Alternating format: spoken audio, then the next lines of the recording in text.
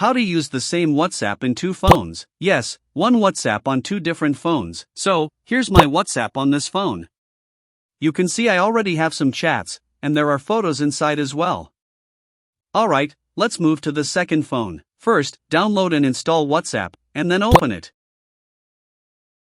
Now, it will ask you to log in. Tap on the Agree and Continue button. On the next page, WhatsApp asks you to enter your mobile number here, but don't put your number in this box. Instead, look at the three-dot menu in the top right corner, and you'll see the option Link as Companion Device. Just click it. A QR code will appear on the screen. Time to go back to the first phone.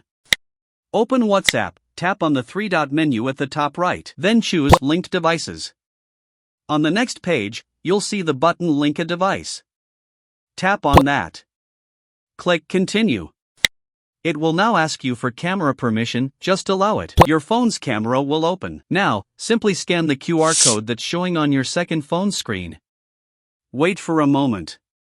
You'll see it says logging in. And boom!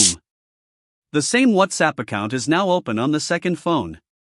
You can use all your chats, your photos, and everything from the first phone, directly on the second one. And that's it.